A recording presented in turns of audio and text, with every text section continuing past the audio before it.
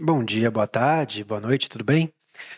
Bem, nesse vídeo aqui a gente vai falar sobre os tipos de planejamento que estão associados à cirurgia guiada de implante e como que devem ser feitos os exames, com mais alguns dos cuidados especiais relacionados a isso. Então vamos falar sobre planejamento reverso. Bem, primeira coisa aqui é lembrar que o planejamento que é feito dentro da central de planejamentos da DVI é um planejamento reverso para implante. Então, quando viável, vai ser feito um encerramento diagnóstico justamente para guiar e direcionar as questões técnicas e funcionais do implante. É um diferencial importante que eu destaco no vídeo da parte comercial e isso vai ser um tópico que eu vou trazer de volta aqui sobre os planejamentos. Então, primeiro, o que eu quero que vocês entendam é existe tipos de planejamentos diferentes. Como assim, Tito? Bem, primeiro, planejamento de implante é uma coisa, cirurgia guiada é outra, como eu já comentei. E, obviamente, eles estão relacionados, mas eles não são obrigatoriamente relacionados. Então, a depender do interesse do dentista, é possível trabalhar de um jeito ou de outro, ou progredir nessa escala, digamos assim. Mas em termos de sistema, de diagnete, de abertura de pedido, não tem como a gente ficar criando todas as possibilidades. Imagine se a gente criar um planejamento de implante para quando é um implante, um serviço para quando é dois, um serviço quando é três, um serviço quando quer guia, um serviço quando não quer guia. Seria uma coisa, já não é uma coisa tão simples, né? Ficaria uma coisa infinitamente complicada. Então, em termos de sistema, em termos de planejamento, só existe um serviço no diagnete, planejamento para implante. Ponto. Acaba ali. Mas a depender dos exames que estão associados com aquele paciente, a gente vai trabalhar de formas diferentes. E aí aqui eu vou apresentar para vocês quais são as opções que podem ser relacionadas a isso. Então, digamos, a primeira opção que a gente chamaria é planejamento simples, e essa aqui é uma parte da aula que eu costumo dar para os dentistas sobre cirurgia guiada e planejamento. Gente, para planejar um implante, o mínimo que precisa ter é uma tomografia da região, seja ela segmentada, tem que ter uma tomografia para a gente avaliar a condição óssea, a gente vai colocar um implante ali naquela região, acabou. É completo? Olha, não permite a produção de uma guia cirúrgica, porque a gente não está falando da documentação completa, que eu vou comentar daqui a pouco. E não tá se tratando também da visão protética ideal. Por quê? Pô, se eu quero fazer um. Eu quero analisar a questão funcional da mordida do paciente, eu preciso de um escaneamento diagnóstico. O escaneamento diagnóstico para ser feito depende de um escaneamento. Mas se o interesse do dentista é fazer um planejamento de implante, esse aqui atende. Já atenderia. Então, se tiver uma tomografia, a gente já consegue fazer. Tem casos que isso aqui resolve e está satisfatório, tem casos que não. Como assim, Tito? Pensa, o paciente perdeu um premolar. Onde você vai colocar o implante? No local daquele premolar, no meio, e acabou. Não tem muito o que ficar inventando. Ah, pode fazer um encerramento diagnóstico? A gente pode fazer, é legal, mas vai mudar realmente a posição do implante? Não muda, né? O implante vai ali no meio, no geral, acabou. E tem outros casos que faria diferença? Tem, né? Agora pensa uma região estética. O paciente perdeu vários implantes na região anterior, aqui na frente, de canino a canino, superior, um local supervisual. Aí a gente colocar o implante no local certo para a gente poder ter a melhor prótese, tanto funcional quanto estética, faz a diferença. Então, talvez um planejamento tão simples quanto pegar uma tomografia e colocar o implante lá não seja satisfatório para aquele caso. Quem decide isso é o dentista, mas a gente não cria, em termos de sistema, imagine, tem um preço para cada tipo de planejamento, na hora de abrir o pedido tem que saber, não, é tudo simplesmente planejamento de implante. E aí, internamente, a gente considera que existe o planejamento simples, que é esse caso. Qual que é a próxima opção? É um planejamento para a cirurgia guiada. O que a gente teria que ter? Pô, a gente tem que ter a tomografia do paciente e o escaneamento da arcada de trabalho. Perceba, existem dois escaneamentos que estão associados à cirurgia guiada, a da arcada de trabalho e a antagonista. Se o implante é um implante de maxila, a antagonista é a mandíbula. O que eu preciso para fazer uma guia cirúrgica para um caso de um paciente dentado? Eu tenho que ter a tomografia da maxila e o escaneamento da maxila. Isso permite com que eu faça um planejamento de implante e permite com que eu faça uma guia cirúrgica. Mas, percebe, eu caio naquele problema lá do reverso. Né? É proteticamente viável essa avaliação? Ter uma avaliação? Não é ideal. Por quê? Porque está faltando a oclusão do paciente. Né? Eu teria que ter a arcada antagonista junto para poder desenhar aqueles dentes da forma mais adequada para fazer análise funcional. Tito, mas na minha DVI a gente sempre faz escaneamento das duas arcadas. Sim, isso é uma orientação que a gente passa para todas as DVIs. Mas será que isso aí vai ser feito sempre em todas as DVIs? Ou melhor, Pode ser que o paciente não queira fazer o escaneamento, ou algum incômodo aconteça, ou o mais comum, na verdade, que é o dentista vai escanear no consultório e ele escaneia só a arcada de trabalho. Então, é possível trabalhar? Vai ter um planejamento até uma guia cirúrgica? Vai, mas a gente indica sempre ter os escaneamentos completos do paciente, né? Então, no caso, os escaneamentos das duas arcadas em oclusão ainda, né? Eu não comentei, mas é intuitivo que precisa estar eles devidamente ocluídos para fazer a análise funcional. Tem mais opção? Tem. Tem um planejamento reverso, né? Que aí, no caso aqui, a gente vai analisar a tomografia do paciente, vai analisar os escaneamentos, mas aqui eu não estou falando de guia cirúrgica. Mas a gente consegue fazer, a gente vai ter uma visão protética ideal do caso. A gente vai ter. Estou falando de guia cirúrgico nesse caso, nessa situação? Não necessariamente, porque aí eu tenho a versão, a última versão é mais completa e a mais comum, que é o planejamento reverso para cirurgia guiada. Os exames são os mesmos, é a tomografia e todos os escaneamentos, a documentação completa do paciente. Mas em termos de operação interna, nossa, é diferente. Porque se a gente sabe que vai ter uma guia cirúrgica, a gente tem que se preocupar com algumas questões mais específicas do que quando não tem uma guia cirúrgica associada. O tipo do planejamento interno nosso é um processo, é um pouco diferente, sim. Então acaba que existe essas, vamos dizer assim, essas 4 opções. Tá, Tito, eu fiz o pedido, abri no sistema um planejamento para cirurgia guiada. Você está me dizendo que eu posso abrir um pedido de planejamento para cirurgia guiada? Não, eu abri um pedido de planejamento. O dentista não quer guia cirúrgica, legal. Eu posso subir só a tomografia? Você pode subir só a tomografia, mas se você só no Diagred colocar apenas a tomografia e não colocar mais nada para a gente vai partir do pressuposto de que você esqueceu de colocar o resto da documentação, porque a gente sempre espera a documentação inteira. Ah, Tito, mas então não dá para fazer o simples? Dá para fazer o planejamento simples. A diferença é que você vai subir a tomografia e vai deixar uma observação avisando que o dentista ele quer apenas um estudo com a tomografia, que não vai ter guia cirúrgica. E aí a gente vai ter certeza de que não está faltando arquivos, que de fato é para ser feito daquele jeito.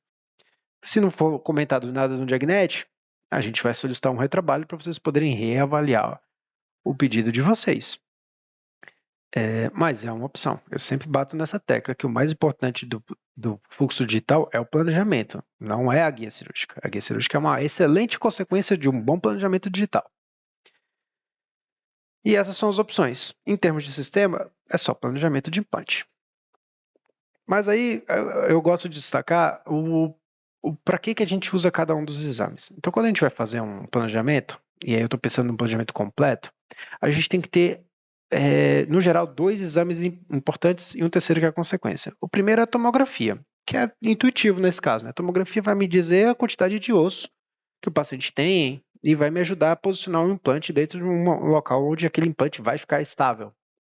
Né? E aí permitir a ossa integração e etc. Existe um segundo exame que é associado com a tomografia do paciente. E aí aqui eu coloco um termo bem genérico de propósito para causar um pouco de confusão mesmo. Eu coloco superfície da boca. Eu sempre vai ter, quando se trata de uma guia cirúrgica, um segundo exame que ele delimita para mim como que vai ser feita aquela guia cirúrgica, né? E aí, como eu já comentei, no caso de pacientes dentados, no escaneamento,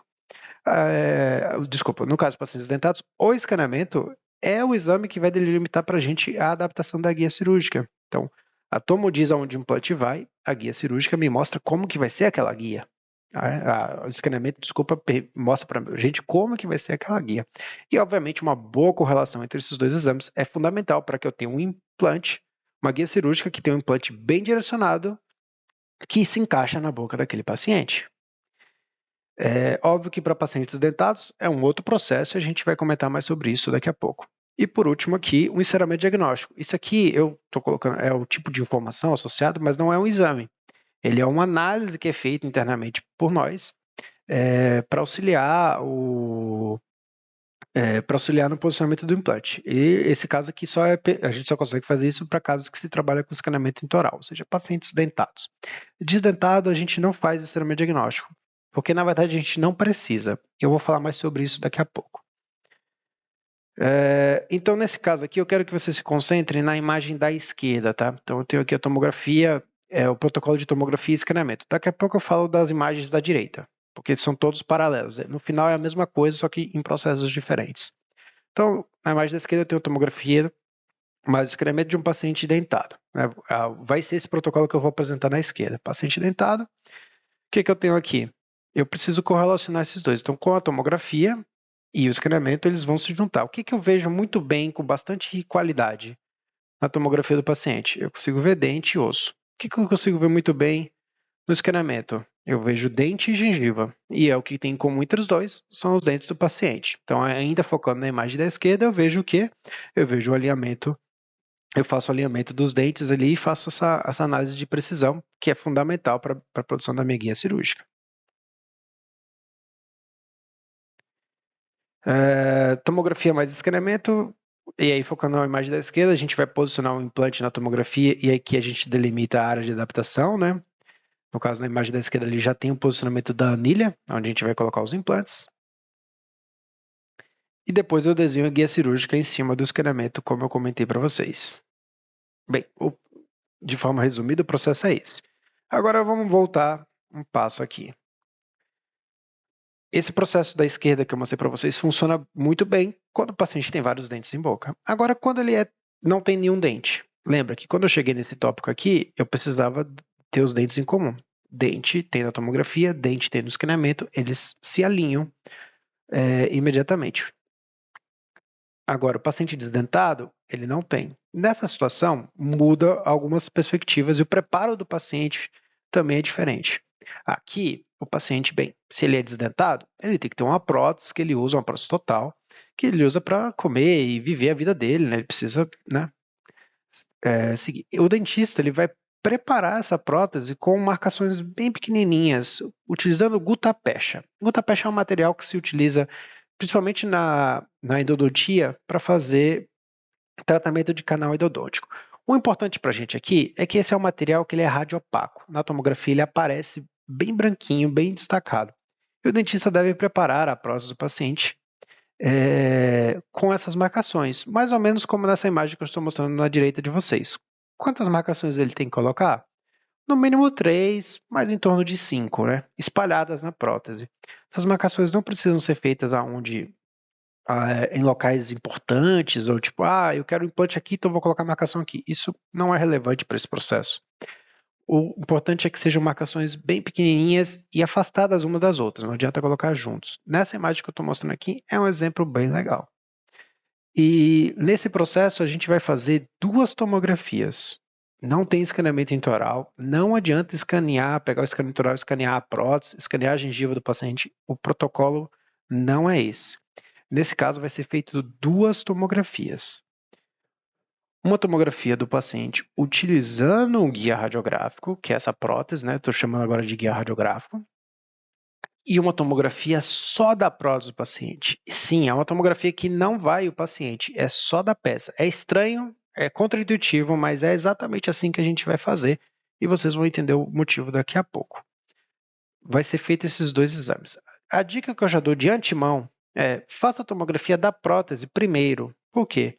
Para ver se ela está certinha, se aparecem os pontinhos de gutta-percha, porque se ela não estiver certinha dentro do protocolo agora, você já evita de fazer uma tomografia do paciente à toa, né? A gente não quer expor o paciente à radiação, a gente tem que se preocupar, como profissionais da saúde, tem que se preocupar com a saúde do paciente, então não pode ficar expondo ele à radiação várias e várias vezes por tentativas, a gente tem que ser bem certo e direcionadamente objetivo para poder atender a necessidade do paciente o quanto melhor. Faz essa tomografia primeiro, vê se aparecem as marcações de gutta, né? Como eu falei, no mínimo 3, 5 é um número que eu acho mais interessante. Não pode ter muitas, se tiver muitas marcações, estraga o exame. E depois de fazer a tomografia da prótese, faz uma tomografia do paciente utilizando essa prótese. Ainda sobre a tomografia da prótese, é indicado que você não deixe ela em contato direto com o suporte do tomógrafo, que muitas vezes eles têm. Então, você coloca ela afastada, pode usar até as caixinhas da DVI que usa para poder enviar os exames do paciente, etc. E tal. Você pode usar aquela caixinha, pode usar um isoporzinho, um saco, uma bolsinha plástica, assim, aquelas de embalagem que serve para amortecer a embalagem, né, no Sedex. Qualquer coisa que seja, abre aspas, transparente na tomografia, que tenha pouca densidade, justamente para a prótese não ficar em contato direto com o suporte. E também, idealmente falando, sempre fazer essa tomografia com os dentes para baixo, né? Tito, mas é um caso de mandíbula, eu posso fazer com os dentes para cima? você pode fazer, não tem problema. Se tiver afastado com o suportezinho que eu falei para vocês, com uma caixinha, alguma coisa, vai dar certo também. Mas se você puder fazer sempre com os dentes para baixo, é melhor e vocês vão entender o porquê agora. Mas sim, faz uma tomografia da prótese, faz uma tomografia do paciente utilizando essa prótese, esse guia radiográfico. Daqui a pouco eu vou dar os cuidados especiais sobre essa tomografia, mas o processo é esse. Por que a gente está fazendo isso? Bem, como eu tenho duas tomografias, eu vou juntar uma tomografia com a outra. Tá, Tito, mas por que eu quero juntar uma tomografia com a outra? Bem, a prótese ela tem o formato da boca do paciente. Se ela estiver bem embasada, ela é exatamente igual à boca do paciente. Então, ela copia a gengiva do paciente, que é a informação que eu quero. Então, eu vou utilizar essa marcação que está em verde aqui como um substituto do escaneamento intraoral. Acontece que o escaneamento intraoral de um paciente dentado a gente não consegue utilizar, é muito difícil de fazer ainda por cima, né? E não tem utilidade nenhuma, mas aqui eu consigo. Eu posso utilizar o rebordo da prótese, essa marcação em verde que vocês estão vendo aqui, e desenhar a guia cirúrgica em cima dessa marcação verde aqui. Na verdade, e quem garante isso, né? Quem garante que essa marcação verde, aquela prótese está bem alinhada, são esses pontinhos que a gente está comentando. Que na imagem que eu estou mostrando aqui, a gente vai unir as marcações de gutta-percha da toma do paciente com as marcações de gutta-percha da prótese do paciente. E aí, com os dois alinhados, eu posso planejar um implante na tomografia, visualizando aquela prótese do paciente, delimito a área de interesse para a gente, e na verdade, quando eu produzo a guia cirúrgica, no final do processo, a guia cirúrgica é uma cópia da prótese do paciente. E geralmente isso resolve a maioria das dúvidas que os pacientes têm sobre esse protocolo comigo. Geralmente eles dizem assim, Tito, o paciente tem uma prótese que ele usava tem 10 anos. Eu não quero fazer as marcações da prótese nova. Posso usar a antiga? Não deveria. Por quê? Porque essa prótese antiga ela não deve ter boa adaptação. Né? Tito, e se reembasar? Bem, você até pode reembasar ela. Se você resolver a adaptação, ela ficar bem fixa na boca do paciente, talvez você resolva o problema de adaptação da guia cirúrgica. Mas tem uma questão técnica aí também, que é a mordida dessa prótese antiga é boa para referenciar os implantes? Isso é um tópico específico, que é para se tratar com os dentistas, não é uma preocupação da DVI imediatamente, mas tem a ver com o processo como um todo, né? Então, idealmente, ele tem que usar uma prótese nova, assim, com uma boa mordida, uma boa referência para a gente fazer o processo, mas o mais importante para vocês na DVI é que essa prótese tenha uma boa adaptação. Porque a guia cirúrgica, a adaptação da guia cirúrgica é totalmente relacionada com a adaptação dessa prótese. O dentista pode reembasar ela com resina soft para tentar melhorar a adaptação se for necessário. No site da DVI tem um folderzinho que dá as orientações de como faz os protocolos, como faz os exames, que é importante também para orientar os dentistas. Para vocês, é interessante entender esse processo, que é aqui que a gente vai chegar. Quais são as situações complicadas, né? E se o paciente tiver poucos dentes? Porque eu falei para vocês que quando o paciente tem vários dentes em boca, a gente faz escaneamento. Quando ele não tem nenhum, a gente faz o protocolo de dupla tomografia. Mas quando o paciente tem 2 dentes em boca? Bem, em tese o dentista tem que ter orientação sobre isso, mas muitas vezes ele não vai ter, vocês vão ter agora. Como que eu delimito se um paciente ele é viável para um protocolo ou não? Um caso como esse é mais complicado. Se vocês querem uma resposta muito rápida, mas sinceramente uma resposta, vou usar uma palavra forte, uma resposta burra, mas rápida, é 3 dentes na boca. Mas o interessante é você entender o que esses dentes estão fazendo lá para poder decidir isso melhor. E eu gosto de fazer essa brincadeira das mesas aqui, né? O que é uma mesa? Uma mesa é um tampão, é o chão levantado, né? Afastado, né? E quem faz essa suspensão é as pernas da mesa. Perceba, uma mesa virada de lado não serve para nada. Então, é importante as pernas da mesa para manter o tampão da mesa alinhado com o chão. Nessa situação, uma mesa com 4 pernas, a gente consegue imaginar tranquilamente, né? Um banquinho com 3 pernas também funciona. A gente pode usar para sentar, para colocar objetos em cima, tudo certo. Mas quando eu penso numa mesa com 2 pernas, percebe que a gente cai num problema? Essa mesa ela vai cair, ela vai ficar estável. Acontece que um paciente que tem 2 dentes em boca, ele é como se fosse uma mesa com 2 pernas, né? Ela cai, ela não tem estabilidade, porque quem garante que a tomografia do paciente está alinhada com o escaneamento do paciente são os dentes. Os dentes têm a função da mesa, assim como o tampão da mesa tem que estar alinhado com o chão. Então, paciente tem que ter alguns dentes em boca. E perceba, se eu dou a resposta de que o paciente tem que ter 3 dentes em boca, e se ele tiver 3 dentes de um lado só da boca? É a mesma coisa de eu ter uma mesa que só tem perna de um lado, né? Do tampão dela só tem de um lado. A mesa faz o quê? Não fica estável do mesmo jeito. Então, o certo seria, olha, o paciente tem que ter vários dentes afastados na boca, né? Alguns, pelo menos 3 seria o mínimo do mínimo, para a gente tentar alinhar com a tomografia, né? Ainda assim, pode correr o risco de não ficar devidamente alinhado, depende do caso. Então, é uma situação complicada. Tito, o que a gente faz numa situação como essa? Olha, um paciente como esse não tem uma resposta específica. O ideal, numa situação como essa, é o dentista entrar em contato com a central de planejamentos para a gente discutir as opções. Porque a depender do que o dentista quer fazer com o paciente, pode ser que a gente tente um protocolo, a gente tente outro protocolo, ou invente, né, vamos dizer assim, use um protocolo híbrido misturado ali para poder tentar alcançar a precisão que o dentista quer. Então, umas situações complicadas como essa, é bom entrar em contato com a gente, né? Eu pede para o dentista entrar em contato com a gente para a gente ver e orientar ele adequadamente. Ainda assim, uma das opções que pode acontecer num caso como esse é fazer a extração desses dentes e esperar cicatrizar para depois repetir os exames, né? É uma opção completamente válida, né? Óbvio que ela é muito mais trabalhosa, incomoda o paciente, mas isso pode acontecer sim e não se assustem quanto a isso. Então, pode acontecer se vocês fizerem uma documentação de um paciente numa situação como essa e no final das contas o pedido não evoluir ou só evoluir daqui a 2, 3 meses, não se assustem quanto a isso. Infelizmente, faz parte das limitações técnicas do processo. Quais são os cuidados especiais? Aqui falando sobre a tomografia do paciente com a prótese, perceba que na imagem da esquerda superior eu mostro as marcações de gutta-percha numa maxila, né? E como é que elas aparecem bem destacadas, né? Agora, aqui, o dentista utilizou nessa imagem da direita aqui, ele tentou utilizar cera para fazer as marcações. E, obviamente, a cera não é adequada para fazer esse processo de forma nenhuma. Então,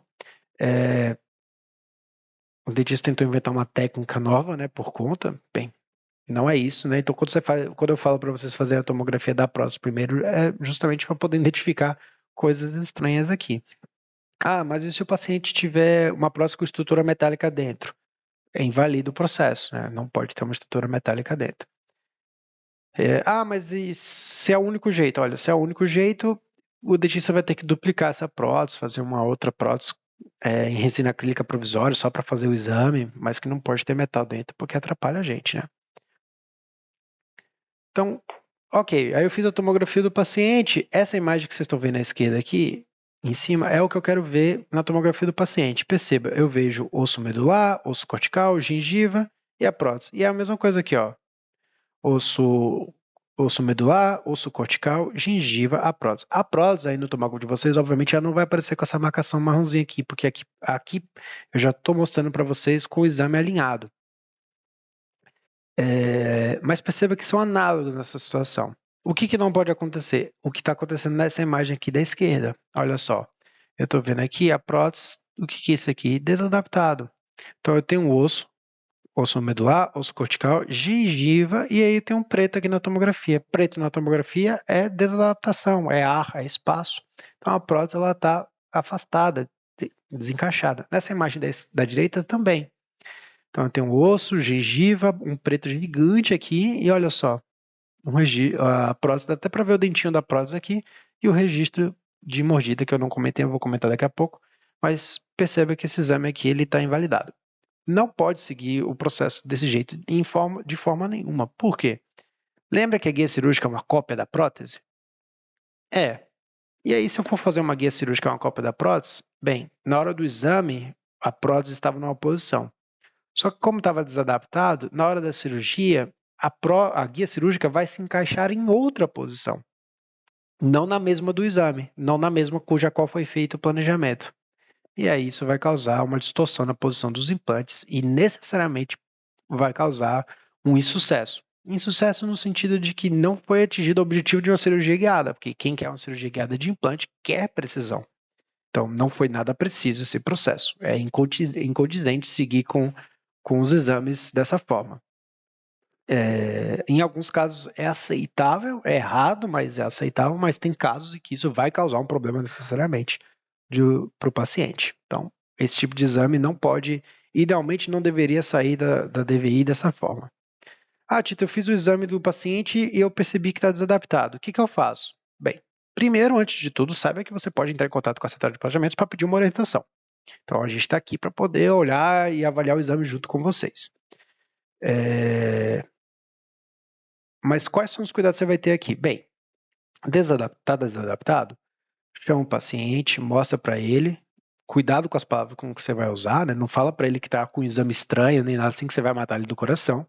Vai falar, olha, seu exame é esse, eu vou fazer uma tomografia com você utilizando essa prótese, e aqui no exame eu estou percebendo que ela está um pouquinho desencaixada. Você consegue mordê-la melhor? Ela está firme na sua boca? Como que está seu sentimento aí, né? Tenta interrogar o paciente e explica para ele o que você quer fazer. Você quer um exame com essa prótese bem encaixada. E aí repete o exame. Se repetir o exame e o seu resultado não melhorar, não se resolver, então você vai orientar o paciente e falar, olha, fiz o exame, não consegui o resultado que eu acho que é o mais adequado, e talvez isso aqui possa ser alguma coisa relacionada com a prótese em si, não com a sua mordida ou como você está agindo.